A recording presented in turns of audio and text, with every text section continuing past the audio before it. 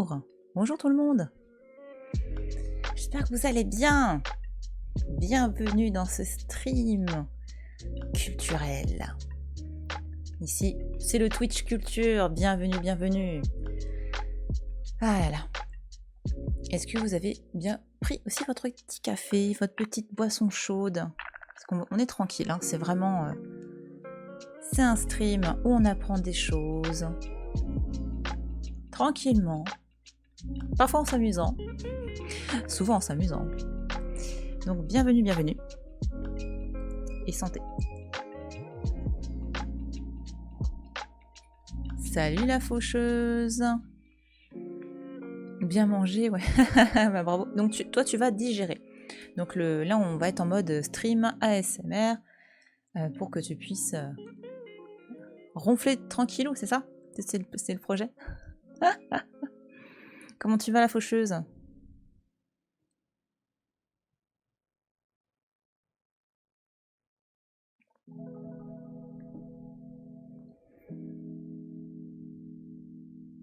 Comme un mardi.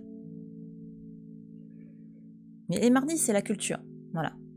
Il y a d'ailleurs, si vous avez vu, j'ai posté la nouvelle édition des petits PCM, donc les points culture du mardi, notamment sur ma chaîne YouTube et sur les réseaux sociaux de manière... voilà. Vous les retrouvez, peu importe d'où vous venez, vous les retrouverez sur mon Twitter. C'est peut-être le Twitter du Modernézard, donc je vais le retweeter aussi. La chaîne YouTube, le LinkedIn, voilà. Donc la deuxième saison, ça y est, on l'a lancée sur donc le PCM. À l'origine, c'est un très très courte vidéo, enfin c'est une série de différentes vidéos. La première partie était sur l'histoire de l'art de manière générale, une vidéo sur vraiment un point qui me semblait, enfin que j'avais envie d'aborder avec vous de manière chill. Et là, la deuxième saison, eh bien, c'est l'histoire de l'érotisme que j'ai choisi. Donc j'espère que c'est un format qui vous plaira. Enfin, en tout cas, je me suis amusée comme tout. Lorsque j'ai fait les textes, lorsque voilà, donc j'ai tourné la chose, et on s'amuse bien pendant le montage aussi. Boomer sur 20, la blague, qu'est-ce qui se passe? Vaste sujet en effet. Mais oui. Mais c'est très compliqué finalement d'aborder ça sur un petit format. Mais en même temps, il y a aussi cet aspect très intéressant qui est de comment tu synthétises à ce point une information sans en retirer une substance, je dirais pas intellectuelle, mais en gros, voilà, moi, je voulais pas tomber dans l'anecdotique non plus. Mais voilà, comment transmettre quelque chose d'intéressant, dire bah tiens par rapport à la préhistoire, voilà, et de se dire que à telle ou telle époque, l'un des aspects de l'histoire de l'érotisme, c'est ça.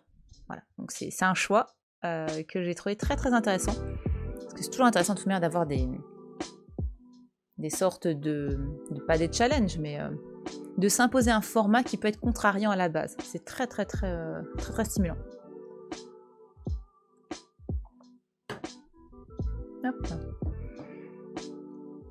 Et aujourd'hui, donc j'ai mis un petit peu de temps à choisir les expositions virtuelles de cette semaine, hein, donc celle d'aujourd'hui et celle de jeudi matin. Donc on va faire aujourd'hui Raphaël et son cercle, donc à la National Gallery of Art. Donc on va voir ce que ça va donner. J'ai regardé un petit peu rapido voir ce qu'on pouvait y faire dedans, mais très très rapidement. Moi à chaque fois le but c'est de découvrir avec vous, c'est-à-dire c'est du react, hein, enfin en gros de voir ensemble comme si on découvrait tous ensemble, comme si on était là-bas, et de voir voilà qu'est-ce qu'on pense de l'expo, qu'est-ce qu'on peut y apprendre, et comment, voilà, moi avec mon regard aussi d'historienne de l'art, comment le sujet a été abordé par rapport au public, est-ce que tout est accessible, voilà, donc c'est des questions qui m'intéressent beaucoup beaucoup beaucoup, et apprendre plein de choses, voilà, forcément, ça m'intéresse beaucoup. Et jeudi matin, ce sera sur la faïence, une exposition de la Freak Collection. Et ça aussi, j'ai très hâte parce que voilà, la faïence, la céramique, ça fait partie de mes spécialités de thèse. Donc forcément, voilà, il y a ce petit coup de cœur. Je me dis tiens, on va voir comment ça a été traité comme sujet. Alors.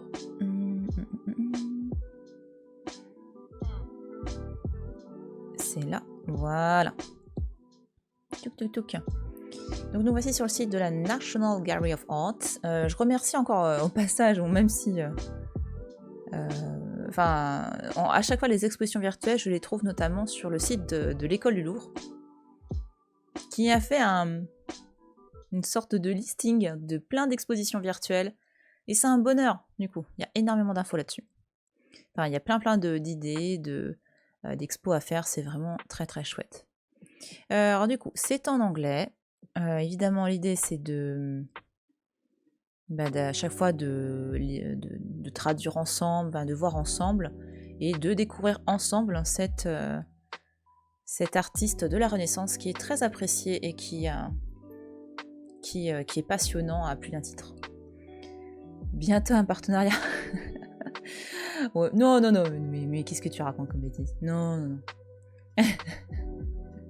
Non, c'est juste que finalement c'était l'occasion aussi de la remercier parce que je trouve ça fou, le travail de recherche sur le site. En plus, tu as en fonction des époques, c'est pas pêle-mêle tout un tas de sites avec des expositions virtuelles, c'est catégorisé. Donc ça, c'est super bien fait.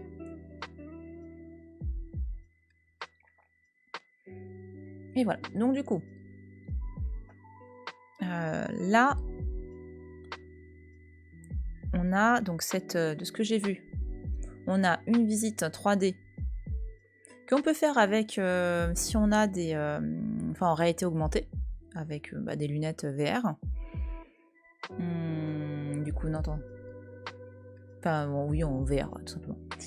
On a également quelques éléments supplémentaires sur le site, mais moi, l'idée, c'est surtout qu'on se focalise sur l'exposition en elle-même. Et pour rappel, voilà, les dates aussi, c'est intéressant. Je regarde vite fait, qu'est-ce qu'ils ont mis ici? Hop, ça nous emmène sur quoi? La bio de Raphaël. Nickel. Donc ça, voilà, ça aussi, c'est des choses que j'aime bien. C'est lorsque il y a cet enrichissement. Ah, mais du coup, oui, il faut que... Hop, voilà. Et ça, c'est-à-dire que c'est pensé pour... parce que tu as souvent des onglets qui s'ouvrent à côté, ce qui est pratique, parce que ça te permet de ne pas perdre ta page principale, mais d'un point de vue accessibilité pour notamment certains publics, c'est mieux d'ouvrir dans la même page. Alors, explorons l'espace en 3 dimensions.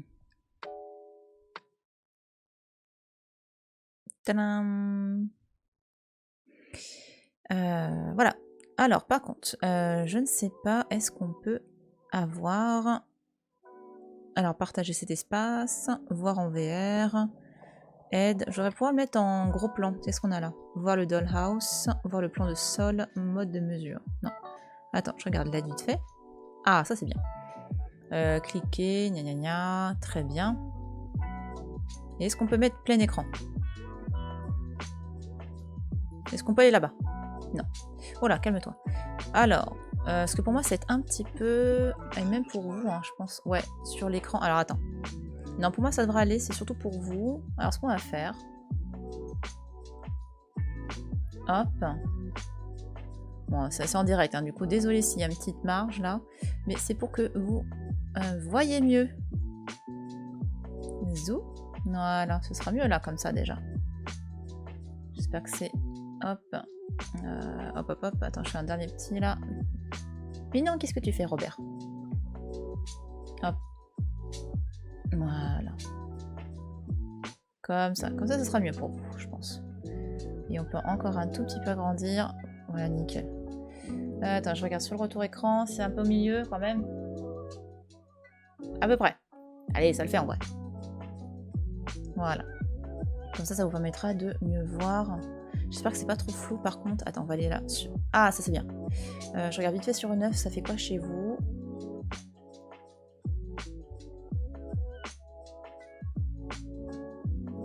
Ah, ça va, ça a l'air d'être quali quand même. De ce que je vois par rapport moi à mon écran et le retour écran. Ça va, c'est bien. Très très bon point. Bon, j'aurais bien aimé qu'il y ait un truc grand en plein écran, mais au moins c'est quali sur l'image. Ok. Cette égalisation des marges. Non mais c'est à peu près... Oh. Mais toi, tu vois trop les marges et tout. Ça, c'est la faucheuse, c'est ton côté trop ric-rac. En vrai, ça va. Merci. Merci beaucoup. Non mais oh.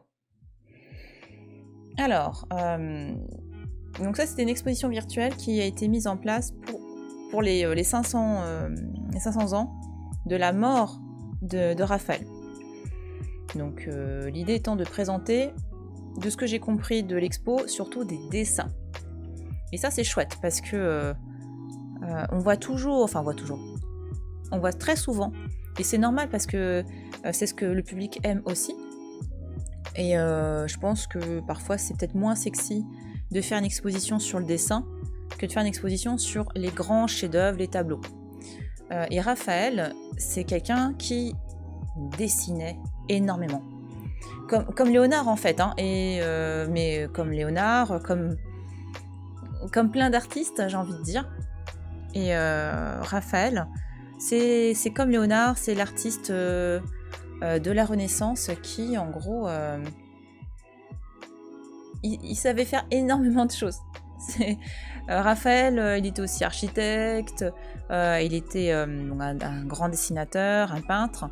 Et ce qu'il faut voir aussi, pourquoi le dessin, je trouve ça intéressant de le voir sous... Parce que le dessin, tu as le dessin en tant que tel, en tant qu'œuvre, et le dessin comme processus pour créer des choses, processus pour créer des tableaux, mais pas que. Raphaël avait notamment une sorte de partenariat, enfin en gros il participait activement, oui c'est un partenariat en fait, hein, avec un graveur qui s'appelait, enfin il y en a eu plusieurs mais le plus important c'était Raymondi. Et Raymondi en fait il faisait des gravures d'artistes. Et l'un de ses meilleurs, l'un de ceux qui l'aidaient le plus à vendre, en fait, c'était Raphaël. Tout le monde s'arrachait Raphaël, en fait, à la Renaissance, hein, j'entends dire, du vivant, de l'artiste. Hein. Donc là, on est sur un artiste qui est très connu en son temps, très apprécié, et qui se vendait super bien.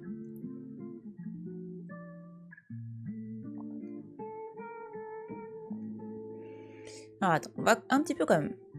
Je vais pas tout vous balancer maintenant parce que sinon voilà. Alors ça c'est bien parce que je sais pas si tu te souviens. Je sais plus quelle expo. Bon, peu importe, mais on a certaines expos qui restent que sur une vision comme ça du texte. Bon, et encore là, en vrai, c'est tellement bien. Attends, reviens là. Ouais, non, je sais juste que l'angle de vue, du coup, il est pas simple. Mais voilà, ils ont mis le texte, un petit point comme ça, et ça, c'est chouette. Parce qu'on avait vu quelques expos, notamment, où il y avait... c'était juste la salle. Sans pouvoir zoomer, sans le cartel, sans rien, quoi. Ce qui était très frustrant, tu t'en doutes, hein. Alors, Raphaël et son cercle, donc il est reconnu par plusieurs comme étant, enfin là je découvre comme le premier, la plus grande figure de l'art traditionnel, de la peinture occidentale. Son art, on peut pas mettre un peu plus grand ça? Son art, donc on a différents types de composition, idéalisation de la beauté, qui correspond bien en fait à ce qu'incarne la Renaissance italienne. Et qui va avoir une très très grosse influence évidemment sur les autres, enfin déjà en son temps et sur les artistes suivants. Alors, né Raffaello Sanzio en 1483 à Urbino, ou Urbain. Raphaël a déménagé à Florence à l'âge de 21 ans et de 1508 et travaille à partir de 1508 à Rome. Donc oui, il est... Raphaël comme Michel-Ange sont surtout des artistes connus à Rome en fait, hein, connus à Rome. Ils ont beaucoup travaillé à Rome, alors que on avait plutôt par exemple Léonard à Florence ou à Milan en fonction d'eux. Mais Raphaël, il est surtout resté à Rome. Enfin, d'ailleurs, il est mort. Il est mort à Rome. Hein. Il est mort Il est mort très jeune, hein, 1483, donc ça date de naissance. Et est-ce que... Oula, c'est un gros texte en fait. Ah oui, bah c'est 500 ans. Bah, attends, je suis bête, c'est marqué là. 1520. Voilà. Voilà, donc il avait... Oh, attends, que je fasse pas de bêtises. Voilà. Donc, 1483-1520, il avait 37 ans. Oui, c'est ça. On va y arriver. Attends. Oui, c'est ça. Il est mort jeune, hein. Ouais, 83 à 1500, ça fait 17, plus 20, 37, ouais. Donc il est décédé à l'âge de 37 ans, et en fait, il est mort de maladie. Hein.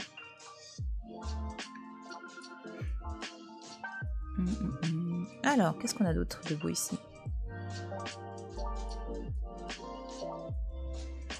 Alors, il travaille à Rome, il est devenu l'artiste préféré de la ville, et parmi ses grands mécènes, donc on avait les papes Jules II et Léo X, donc ils lui ont demandé de créer des fresques, différents travaux pour le Vatican. Enfin, je pense que c'est pas un peu trop fort la musique. Voilà. Durant ces dernières années, Raphaël a diffusé son activité, voilà, en créant des dessins pour d'autres médias. C'est ce que j'évoquais un peu plus tôt avec la gravure. Voilà. Donc, donc les tapisseries et les impressions, donc les estampes. Voilà. Et du coup, dans cette expo, c'est une partie, voilà, donc commémoration à 500 ans, machin. Ah ouais, 37, ouais, donc il est mort à 37 ans, donc c'est bon, c'est compté. Ouh donc la National Gallery of Art. Ah, elle a plein de tableaux de différents maîtres européens. Donc certains sont exposés, gna gna gna. Donc là l'idée c'est de montrer l'art de Raphaël et de mettre en avant en lumière donc voilà, c'est ce que aussi je disais par rapport au dessin, le process du dessin concrètement. Alors donc on a 4 des dessins d'artistes avec à chaque fois les étapes préparatoires. Il s'agissait donc d'étapes préparatoires pour des peintures, des fresques ou de la tapisserie. Et on a eu en plus des followers, enfin c'est suiveurs, mais c'est plus dans le sens disciple, je pense, parce que Giulio Romano, c'est le disciple le plus connu de Raphaël. Et Caravage,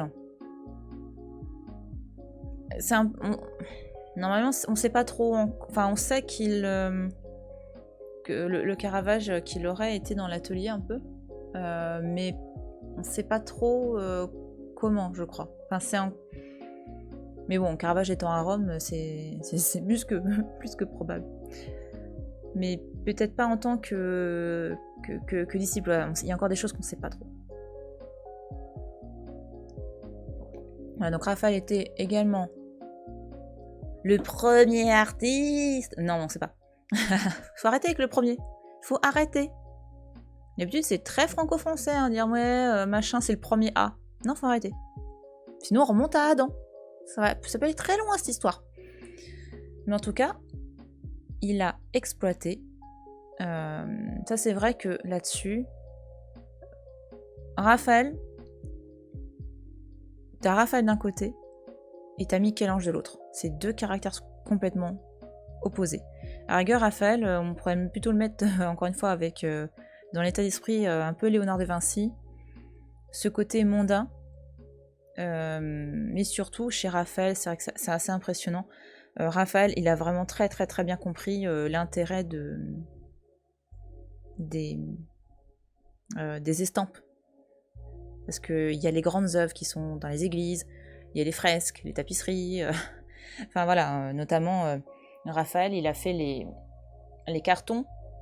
Donc le dessin préparatoire sur un carton, voilà, une grande taille, des tapisseries qui étaient exposées dans la chapelle Sixtine.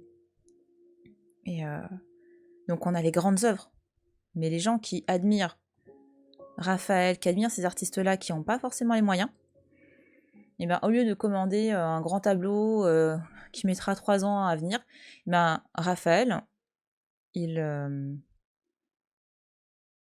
a fait des œuvres.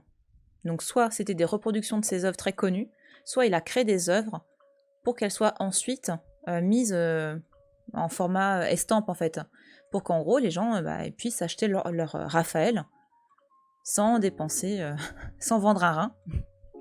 Et mais voilà, qu'en gros il y avait la création un peu type, on va dire, pas luxueuse, mais si, luxe, ou les grandes commandes de l'église. Et à côté, la petite production pour les gens. Ça coûtait beaucoup moins cher.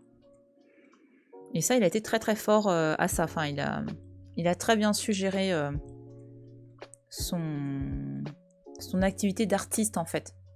C'était un vrai chef d'entreprise, là, pour le coup, Raphaël.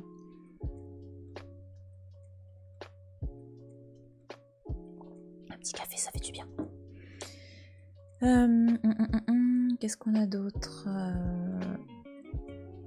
Donc oui, Raymond... Alors voilà, donc Raimondi, celui qui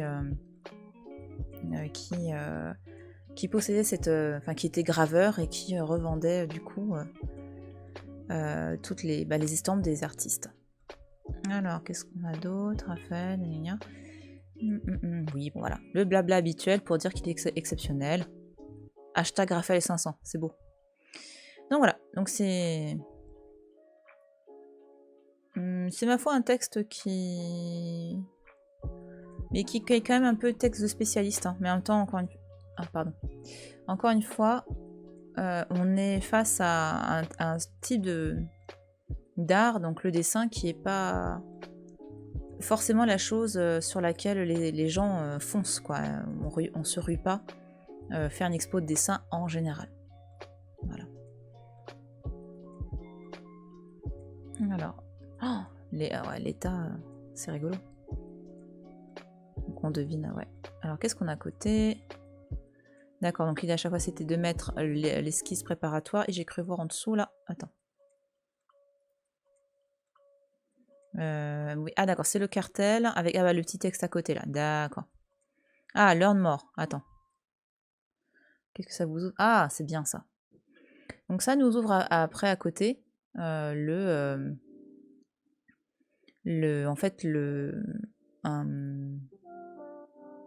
la page où on a l'œuvre scannée, et en gros voilà.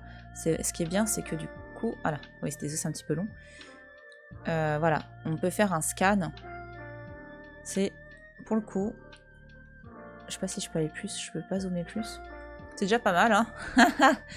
Donc voilà, ça peut nous permettre d'explorer le dessin dans sa globalité. Et c'est, pour le coup, c'est pas mal du tout. C'est bien pensé, ça. Ça permet de voir le travail de numérisation du musée. Hop. Donc avec à chaque fois un petit texte. Ah! Voilà. Alors, gna, donc Saint-Georges et le dragon.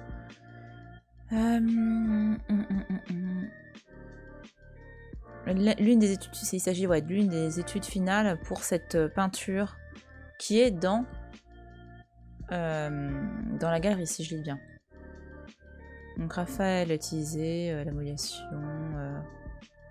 avec le blanc. Enfin, en gros, l'idée étant de moduler de faire de créer du relief et d'utiliser notamment la touche de blanc pour accentuer le volume. Voilà. Alors, il y a aussi une étude à la galerie des offices.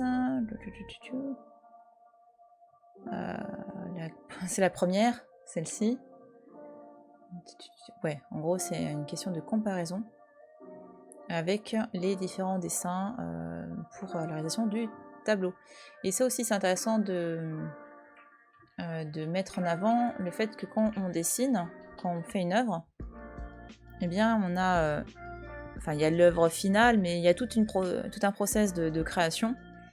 Et évidemment, ça coûte énormément d'argent de peindre, de peindre en fait un tableau, qu'il s'agisse d'un tableau sur toile ou sur panneau de bois. Raphaël a fait les deux. Hein. Et on va pas dépenser tout de suite l'argent dans les matériaux. L'idée, c'est de voir avec le commanditaire, de travailler avec un brouillon, etc. Et de voir à la fin, bon, si c'est bon, si tous les feux sont au vert, hop, hop, hop, on peut faire l'œuvre finale. Mais en général, on commence par un petit truc, quoi. Enfin, un petit... Hop, hop. Il y a énormément de dessins. Hein. C'est fou, ça. Attends, je regarde vite fait. Que je fasse attention. Ah, ça va, c'est... Ok. Oui, vous voyez, et ça aussi, hein. En général, les expos sur les dessins, c'est rarement 3000 pièces. Hein.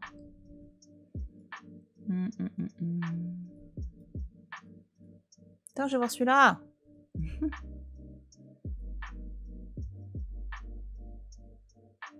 D'accord, donc ça, c'est un... Comment dire, pas une sainte famille, mais l'adoration des bergers. Voilà, on va y arriver.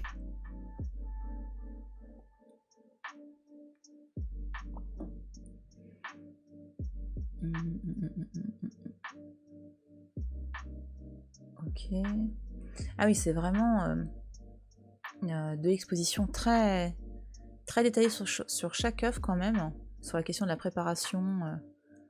C'est pas mal ça. Attends, je vais voir si la côté m'intéresse bien là. Non, attends, celle-là.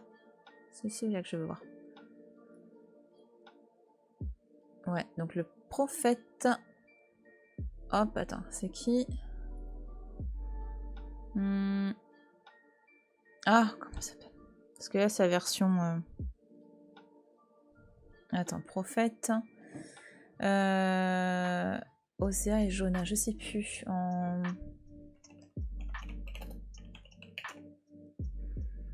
Osée, voilà. Tout simplement. Ah là là. Donc le premier de la liste des 12 petits prophètes de l'Ancien Testament. Ah, donc un prophète. Alors donc on a quoi? On a de l'encre, du charbon, de la gouache. Donc il y a plusieurs techniques hein, qui sont utilisées. Ah, attends, du coup. Voilà. En 1508, le pape Jules II a missionné Raphaël pour créer des fresques sur... Voilà. Ah oui, aussi sur les murs des appartements du Vatican. Alors, il travaille sur ces... Bah oui, c'est les fameuses... la chambre... Ah mince, l'école d'Athènes. Ah là là, terrible. Terrible, c'est terrible de vieillir. Attends. L'école d'Athènes, c'est la chambre de la signature. Dans les appartements... Voilà, c'est ça. Voilà, dans le palais apostolique. Donc, dans l'une des chambres du palais du pape, donc qui est aujourd'hui musée du Vatican. Voilà. L'une des œuvres, je pense, l'œuvre la plus connue de Raphaël, hein, quelque part. Hein. Donc pendant qu'il travaillait sur ces pièces, donc il a aussi reçu la commande d'un mécène privé, donc Agostino Chigi, ou Chigi, j'ai du mal à dire en italien, pour décorer la chapelle familiale dans l'église de Santa Maria della Pace, donc la paix à Rome. Et donc voilà, il y avait dans les sujets, on avait des prophètes et des sibylles. Donc en fait, les sibylles étant, pour moi, c'est comme des prophètes au féminin. C'est complètement ça. C'est des... Oui, il y a des prophéties, c'est ça. Enfin... Et le style puissant, donc... oui, voilà. Alors ça aussi, c'est intéressant de voir les influences, parce que on a... Et ça, c'est bien écrit, du coup. Le texte est super bien écrit.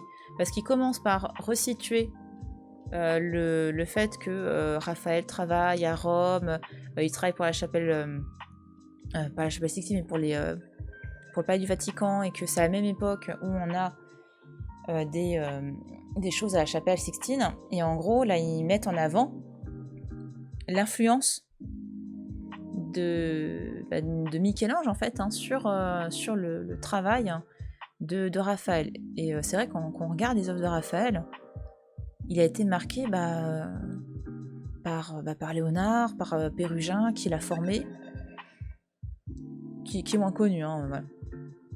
Et par Michel-Ange. Attends, mince. Michel-Ange, donc on retrouve hop, cet aspect puissant, tu vois. C'est là, ça se voit. Donc c'est des personnages qui sont, on retrouverait ça aussi chez Léonard, hein, tu me diras. Mais en gros, des personnages qui ont cette présence, cette j'ai envie de dire cette charpente, mais en fait, c'est vraiment ce côté, cette puissance dans l'œuvre.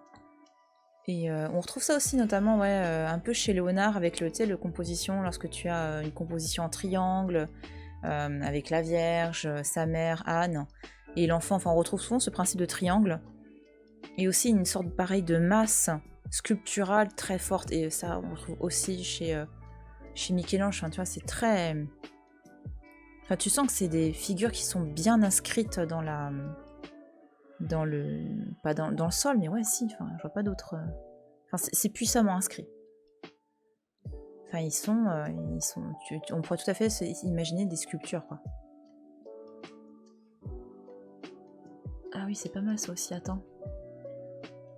De voir les quadrillés là, voilà. Ça c'est pas mal, ça permet de voir comment un artiste travaille en fait, hein, qu'il a besoin de repères pour placer les figures, aussi pour la perspective, parce que se dire tiens, lui sa tête elle rentre dans le carré quasiment, donc faut faire attention aux autres, que ça rentre bien aussi, la taille des bras, enfin voilà, c'est là-dessus, c'est intéressant de voir vraiment le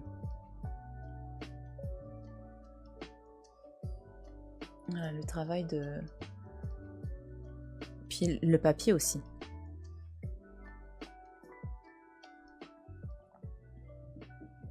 Et là, on sent la mine, hein. Enfin, c'est...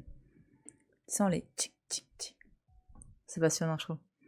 Mais en ça, le dessin, c'est un... Alors que, ouais, il y a ce côté un peu moins sexy que les grands tableaux auprès du grand public. Mais je trouve qu'on retrouve une énergie dans le tracé, on retrouve vraiment le passage de l'artiste, je trouve. On retrouve vraiment on sent son coup de crayon, ouais, si on peut dire ça comme ça. On était plutôt à la mine d'argent, mais bon. Et on voit la gouache là aussi. Là, c'est rigolo. Enfin, c'est sympa.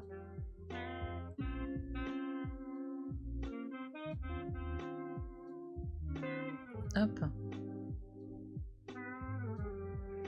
Alors, on a été utilisé pour créer un carton. Donc comme on l'a vu pour je le disais un peu plus tôt, pour la tapisserie de la chapelle Sixtine, donc on fait un petit dessin, on montre au commanditaire genre ouais c'est bon, c'est ok, vas-y. Ensuite on passe hop à la taille, on grandit en fait au fur et à mesure le dessin pour arriver à l'échelle, l'échelle finale qui sera l'échelle de l'œuvre. Du coup, quand on fait une tapisserie ou une fresque, c'est assez grand. Du coup, on fait ça sur du carton. C'est plus simple, c'est un peu plus rigide. Et ça, c'est très rare. Enfin, les cartons, on en a perdu énormément. On a quelques-uns de Raphaël, mais parce que c'est pas censé rester normalement. Enfin, on les garde quelques temps. Par exemple, si on doit faire, si un autre, imaginons un autre commanditaire dire tiens, j'adore le boulot de Raphaël, je veux la même chose, et ben hop, ça peut être utilisé. Hein. C'est assez pratique.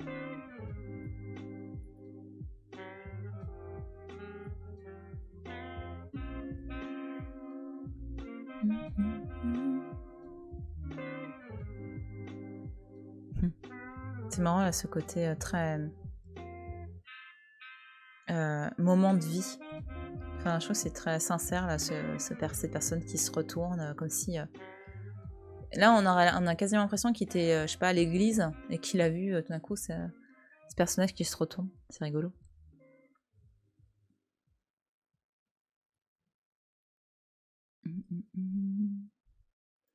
Alors, c'est quoi? Alors, c'est une étude pour le groupe des apôtres. Pour Saint-Pierre. Ah, Christ Charge. Oui, voilà, c'était pour c'était pour justement la chapelle Sixtine. Ça, c'était un essai pour le futur carton, pour les futures tapisseries de la chapelle Sixtine. Alors, donc il y a 2 fragments joints pour faire voilà, une seule feuille. Donc là, on est sur une époque de maturité de l'artiste. Ok. Et là, qu'est-ce qu'on a de beau là? Ah là, c'est Giulio Romano. Donc là, c'est pas un dessin de Raphaël. Attends, là, du coup, si c'était Raphaël, ça, oui. Hop, hop, hop. On peut essayer de se placer devant. Voilà, c'est mieux. Donc là, c'est un dessin de Romano, l'un des disciples de Raphaël. Alors, c'est donc une interprétation du travail de Raphaël.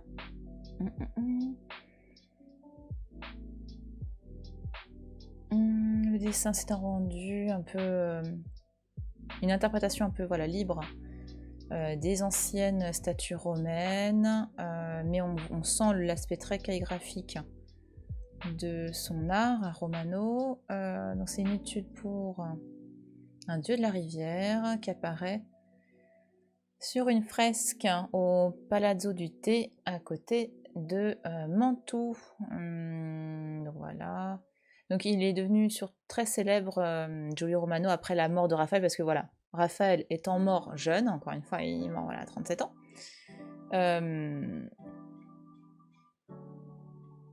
Hey!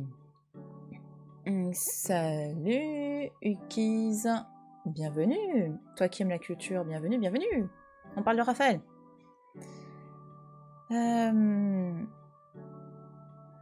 Donc il va... comme Raphaël décède, bah forcément, autour, on va dire que la place est un petit peu vacante. En gros, t'as tous les grands noms qui voulaient une œuvre de Raphaël. Bon bah Raphaël étant mort, qu'est-ce qu'on fait? Eh bien, on se tourne en général vers les suiveurs, vers les futurs Raphaël, si on peut dire ça comme ça, pour avoir des œuvres, voilà. Yes, c'est Dr. Cox en personne qui m'accueille. Mais oui, je suis une très grande fan de la série Scrubs. J'adore cette série. Donc c'est pour ça que c'est Cox qui t'a accueilli. Et bienvenue, bienvenue. Installe-toi, prends ton petit café, ta chicorée, ta tisane, ce que tu veux. Voilà, et du coup, bah, Romano... ça gère. Romano va justement avoir... bah voilà. Il va avoir cette opportunité de faire sa place après la mort de... Enfin, il commençait déjà, c'était l'étoile montante, on va dire, hein, comme ça. Mais après la mort de son maître, ben, voilà, il a eu un... C'était lui le futur Raphaël. C'est la pause yaourt. Bah bon yaourt. C'est bon les yaourts.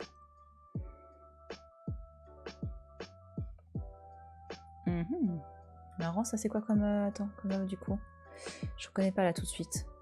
Donc pareil, Romano. Ah, c'est Saint-Michel. D'accord. Bon, c'est Saint-Michel en train de battre le démon. Voilà. Et lui, Saint-Michel, battant le démon, et Saint-Georges, battant un dragon, ce sont deux motifs qu'on retrouve très souvent dans l'art de la Renaissance. Juste que quand j'ai vu ça, je me dis tiens, c'est marrant, on dirait Judith et Holoferne, mais je comprends pas pourquoi elle a des ailes. Mais non. Voilà. Alors, donc, en plus, on a le motif original à droite un petit peu. Merci, bah de rien. Voilà, donc ça nous permet de voir les deux conceptions. Alors, j'aimerais bien voir l'œuvre. Hop. Ah oui, d'accord, c'est là. D'accord, donc là, vous voyez, alors là, il a fait vraiment le... il y a l'idée de l'idée. C'est-à-dire que là, il avait commencé. Hop. Ah, viens là. Allez. Ah oui. Du coup, pour vous, c'est mieux si je fais ça. Voilà. Là, on est en haut à droite du dessin. Donc, on sent qu'il y avait, voilà, la première idée, tiens, je vais peut-être faire un truc comme ça et tout. Et c'est vrai que c'est souvent comme ça hein, qu'ils sont représentés quand on a Saint-Michel et le dragon. Satan, je vais y arriver. Et voilà, là, ouais, c'est intéressant, là, parce qu'en général, on a plutôt Saint-Michel qui terrasse, qui marche dessus. Et là, on a vraiment cette... avec les pieds imbriqués et tout, il y a une force que je trouve assez intéressante, enfin, une grosse énergie qui... Et il y a ce point au central, là. Ça fait vraiment... ça paraît un peu bordélique au début, mais tu sens, voilà, les deux forces qui... Et une force maîtresse qui pousse l'autre, je trouve. Hop.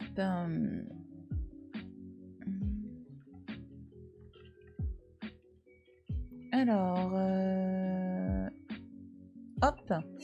C'est l'expo virtuelle du NGA du coup, ou bien c'est une expo qui regroupe des œuvres là-bas.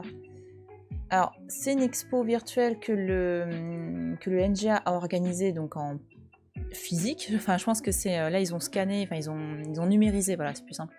Ils ont fait cette exposition là. Et là,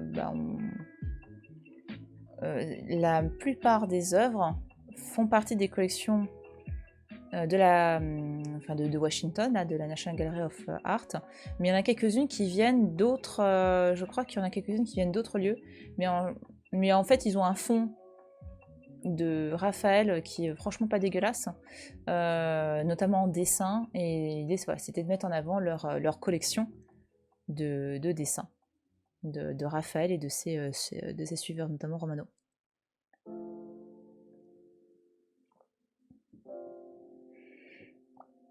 Hop. Ah, ça j'aime bien, parce que ça veut souvent dire, quand t'as comme ça là des petits... c'est-à-dire que tu as les deux faces qui sont qui ont des dessins. En général, ça veut dire ça. On économise le papier, hein.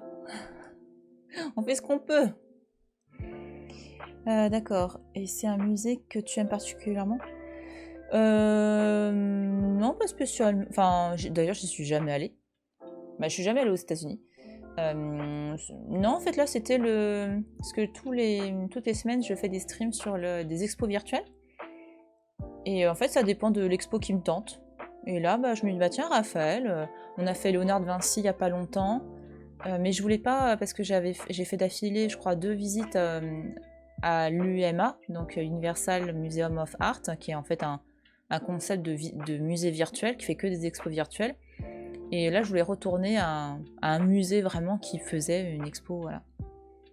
Mais je n'ai jamais eu la chance de faire ce musée. Ah, et on sent là qu'il y a des... Alors, je sais pas si c'est l'autre côté, où il y a des inscriptions, parce que bon... Attends, qu'est-ce qu'ils disent là? Hop. Ah, c'est Perino del Vaga, donc ce n'est pas Raphaël, hein, ça doit être un de ses... Je crois que c'est un de ses suiveurs. Oui, voilà. Donc en gros, il a étudié... Donc là, c'est plein d'études sur les positions, donc les différentes étapes des mouvements, en fait, voilà, de figures. C'est des figures masculines, j'ai cru voir. Donc ces figures semblent délicatement posées, avec une certaine lumière, voilà, je trouve pas illuminé, voilà. Alors que les postures sont assez compliquées. Et sur les deux faces de cette feuille, on a donc différentes actions qui font penser à une bataille en fait. Donc en gros, on sent qu'il a travaillé. Il a acheté ses idées, ou il a regardé des gens surfiter dans la rue, hein, peu importe, pour restituer un motif peut-être plus général de bataille. Alors, tapis...